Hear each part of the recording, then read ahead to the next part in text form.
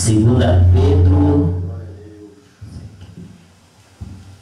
Espírito da verdade, Santo Deus de Israel, Segunda Pedro, capítulo 2, versículo 17. Aleluia, Deus. O livro de Pedro está depois de Tiago, viu, irmãos? Depois de Hebreus, depois de Tiago. Amém. Glória a Deus, aleluia. Santo, santo, santo és tu, Senhor Deus Jesus. maravilhoso. Deus misericordioso, Deus de maravilha, Deus de honra, Deus de glórias, Deus da nossa salvação. Tu és santo, santo, santo, santo Jesus. Ó Espírito de Deus tremendo, eu te louvo, eu te engrandeço, eu te exalto. Aleluia, Jesus.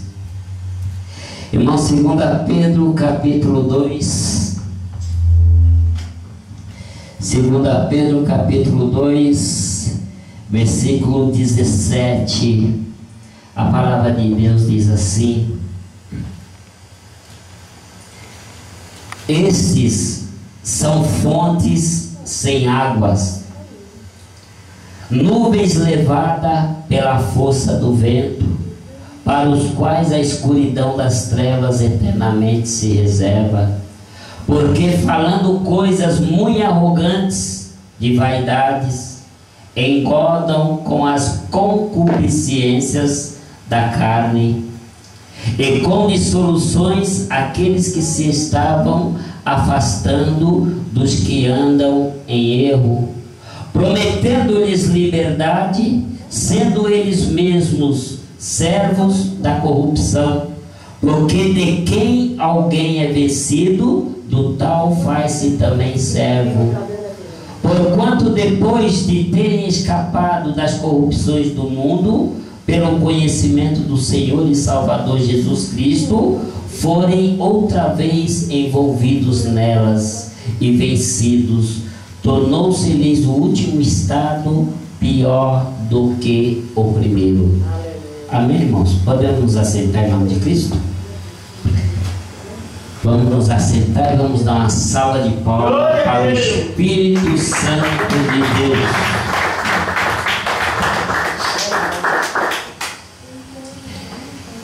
Irmãos,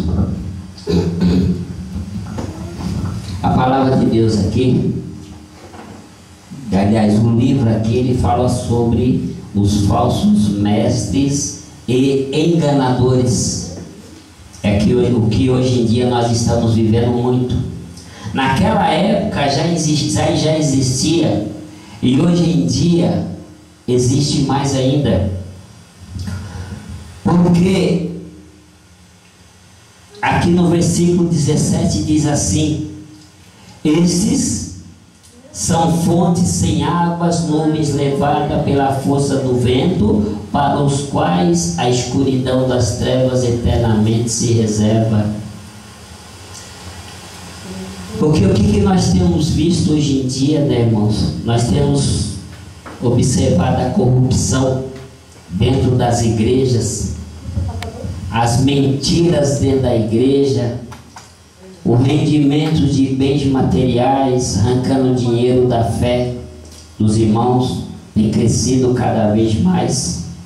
O homem, enfim, ele tem feito comércio da palavra de Deus. E vocês vejam bem, quando Jesus deixou-nos o testamento, ele disse assim, ó, em Mateus capítulo 11, versículo 30, a palavra de Deus diz assim, depois os irmãos mentalizam, tá? Se não quiser desfolhar. Mateus capítulo 11, versículo 30, porque o meu jugo é suave e o meu fardo é leve. Então, muitos pregadores ignorantes, eles têm colocado um jugo pesado na costa dos fiéis. Ele coloca aquele jugo pesado, mas ele mesmo não pratica. Por exemplo, o que eu tenho acompanhado em muitas igrejas por aí, a ignorância sobre o batismo, aonde eles renegam o batismo daquelas pessoas que ainda não estão em dia com a palavra de Deus. Agora vejam bem, irmãos, a pessoa, aquele ladrão ali, quando Jesus estava, que tinha um à direita e outro à esquerda, aquele ladrão que nunca tinha ouvido a maravilha de Jesus, mas ele acreditou que Jesus era inocente, ele acreditou que Jesus ia ressurgi-lo no último dia, ia trazer ele a vida eterna. E Jesus disse a ele: ainda hoje estarás comigo no paraíso. Aquele ladrão até ali, irmãos, ele não tinha passado pelas águas. Aquele ladrão até ali, ele não conhecia o Evangelho de Cristo, porque se ele conhecesse antes, ele teria remido bem antes. Agora, irmãos, veja bem, naquela hora ali, ele acreditou em Jesus, Jesus perdoou os pecados dele e prometeu para ele: ainda hoje tu estarás comigo no paraíso. Ele nunca tinha participado de uma santa ceia. Aquele ladrão não tinha passado pelas águas, ele era um salteador. Ele nunca teve um encontro com Jesus, a não ser naquele dia. Agora, quem é o homem para barrar o batismo de quem quer passar pelas águas, porque não está em dias? Irmão, a palavra de Deus é bem clara: conhecereis a verdade e a verdade vos libertará. É lógico, a pessoa, muitas vezes a pessoa é amaziada, mas se o homem parar para analisar as escrituras, ele vai passar pelas águas. Ele não pode deixar aquela alma de não passar pelas águas, porque aquela alma quer passar pelas águas, aquela alma aceitou Jesus, e o homem, pela ignorância dele, pela carga que ele joga no ombro do fiel, ele não batiza. Ó, minha irmã, você quer batizar? Primeiramente você vai ter que casar. E se essa pessoa morre antes do casamento? Ela pode até perder a alma dela, mas ele também vai perder a alma dele. Irmãos, a pessoa levantou a mão hoje, tá? Na minha visão espiritual, não na letra, na minha visão espiritual, levantou a mão hoje, está aceitando a Jesus, aceitou Jesus. Se tem o batismo o mês que vem, ainda que ela não esteja em dia, mas a minha obrigação, eu vejo, é passar ela pelas águas, porque a palavra de Deus é bem clara, irmãos: conhecereis a verdade e a verdade vos libertará.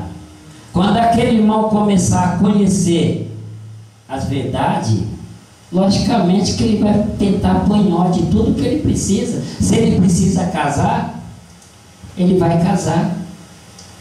Se ele precisa largar do vício, ele vai estar orando, intercedendo, e o Espírito Santo de Deus vai largar ele do vício. É como muitos cristãos dizem, né, irmãos? Venha como está, mas não permaneça como está.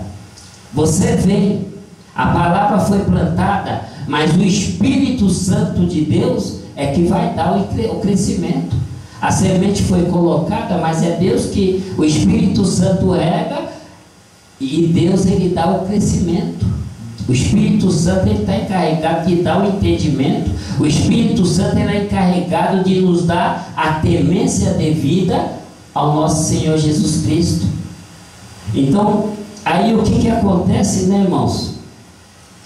Aí determinados pastores não batizam, não passam pelas águas. Agora veja bem, irmãos, será que esses pastores se dão conta que eles agindo assim, eles